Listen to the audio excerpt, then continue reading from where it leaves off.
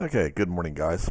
Quick little Fleabay edition. It's December 25th, Christmas morning. I had a few minutes, so I thought I would do this only from the aspect of they're kind of interesting here. I've got two items I want to look at and share with you. They are, one of them is a new listing, one of them has been listed several times, and I just wanted to point out a couple of things about both of them. The first one is a Atlas 7-inch shaper. And if we look at the picture here, and there's only one picture, says it's in good condition, all the guards are intact and everything, more pictures coming soon. I think the opening bid was $8.99 or best offer, and then I think local pickup shipping, whatever, doesn't make any difference. The only thing I wanted to talk about on this mill was it's one you don't see very often. This is an earlier Model 7, which is not the 7B. The 7B had the support foot down underneath. The base would have extended out a little bit beyond the front of the table, and then the support foot sits underneath. That's the one we primarily see, and this is an earlier machine. So the differences are the base is a little bit shorter. It doesn't have that support foot, and consequently they went away from this because it didn't have quite enough support underneath the table, so you got a little more flexure. This is an interesting machine just from that aspect. Like I say, I see a few 7s, but not too many of them were floating around. So when we look at this, it's there's some good and bad stuff about this machine. Like I say, it's a Model 7, which from a functional standpoint is a disadvantage.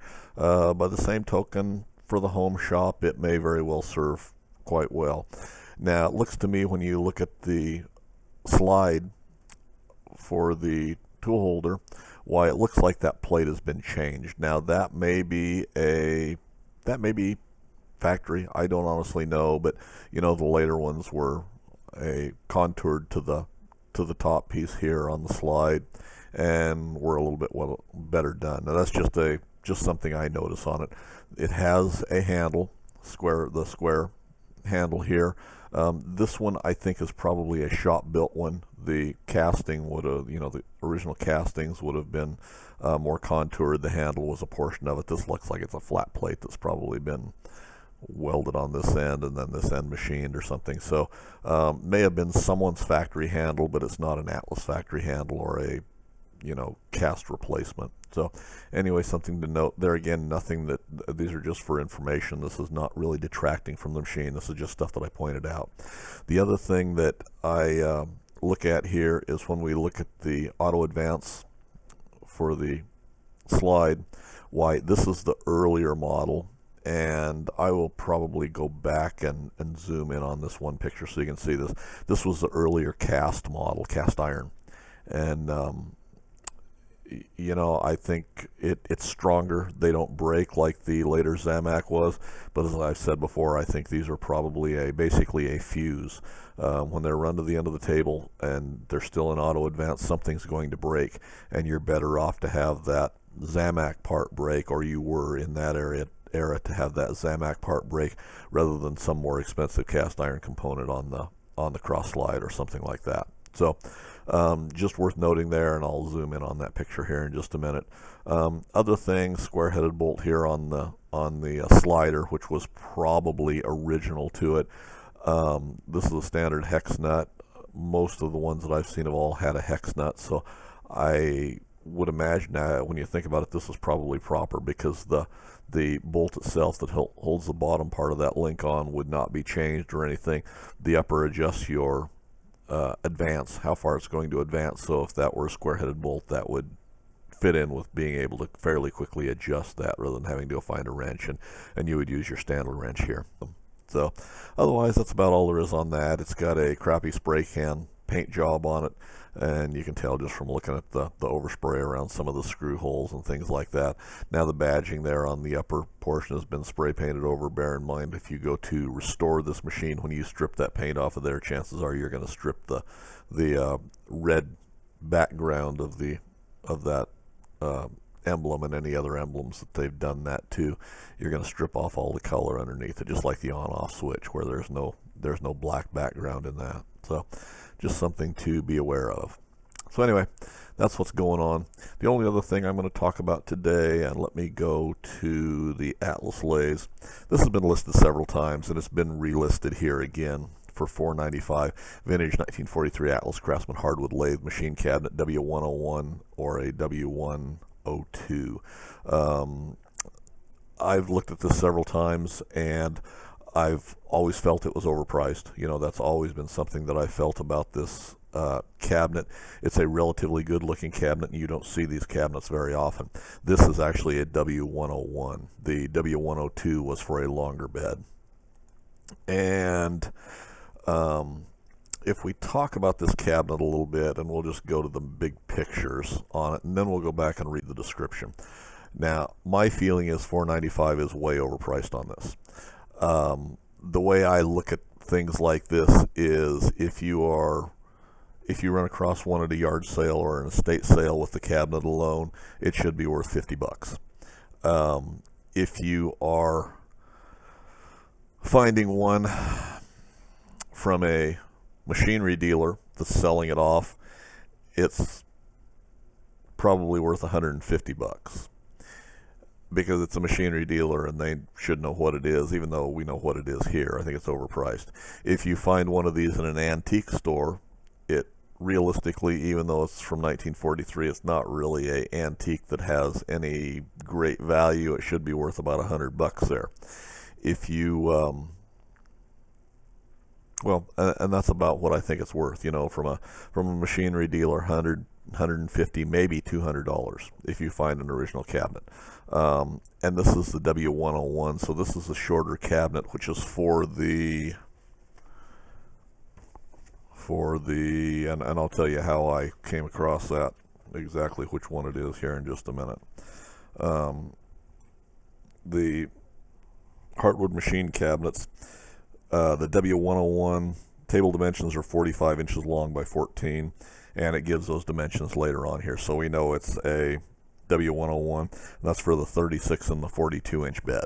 So that's what it fits, 42 or 46 inch Atlas lathe bed. There's nothing else that it fits there. So if we look at the cabinet, it looks actually pretty good. You know, I mean, it's not, for its age, if it is actually 1943, it's a relatively good looking cabinet. And most of these pictures, they're not very big pictures. I'll kind of try and zoom in on them just so as we flash through them and talk about them. But it doesn't look bad. But when we go back and read the description, why it's not going to give us a real accurate description of what it is. Now, there again, I look at it, it's not a bad looking cabinet for its age in the condition that it's displayed in right here. And that's where we kind of run into some issues, or I have some issues with it when we go and read the description. Because if we read this description, it is very near 1940s W101 Atlas Craftsman hardwood machine cabinet. This is the original Atlas. I put Craftsman in for the Craftsman lathe owners that will also be sucked into this. Will also be interested. Okay. Cabinet is in great condition, no cracks or splits, and all the joints are tight and solid. There's zero wobble in this cabinet. I took a picture, and this is where I have a problem with a wet look, so you can see how nice it will look with a new finish. So this has been wetted down to give it that little bit of darker finish. And this is not the way this cabinet actually looks, you know, so at least a portion of it, or the main pictures that we looked at, and it tells where he got it and all that stuff, and original owners and all that stuff. But I took a picture with a wet look so you can see how nice it'll look with a new finish. So this is not the way this cabinet actually looks. You know, it's something that,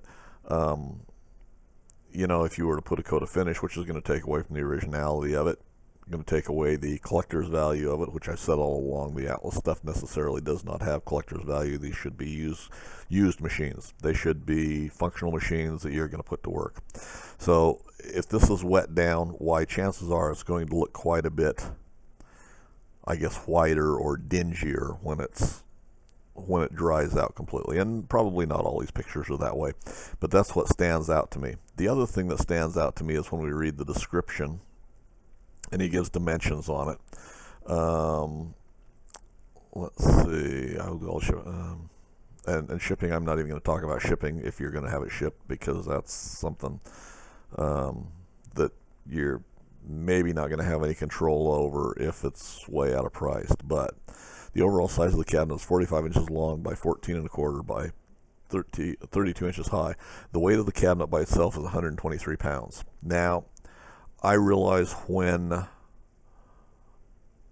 these were originally built, the weight may not be 100% accurate. You're going to have some variation between the density of the wood. All of these were all oak, and they would have been built out of a fairly dense wood, because we had fairly dense woods back there. It's not this regrown stuff that we've got now. So it would have been pretty dense, been a pretty good hardwood. So their weights may have been off, 5-10 pounds, something like that. And I'm assuming this is actual cabinet weight, not shipping weight, because it doesn't say it's shipping weight in the catalog. So I'm assuming that their weights that they give is just the bare cabinet, and they listed it at 160 pounds. So, and the buyer or the seller's listing this one at 123 pounds.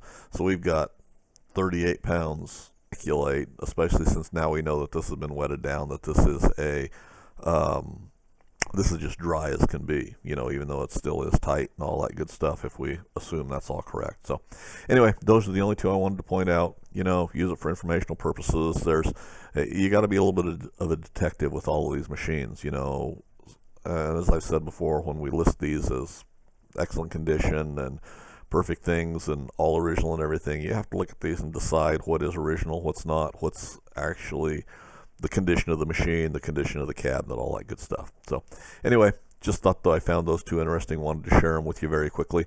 I probably won't release this until Sunday or Monday, something like that. Maybe I'll set this out there Sunday morning so you can enjoy it in your leisure the day after Christmas, as you're trying to get rid of that too much Christmas dinner feeling as you sit in front of the TV in your chair in front of the computer. So anyway, hope you're having a Merry Christmas today, and I hope you have a Happy New Year. Comments, suggestions, leave them in the comments section for me below. And as always, guys, thanks for taking the time to watch.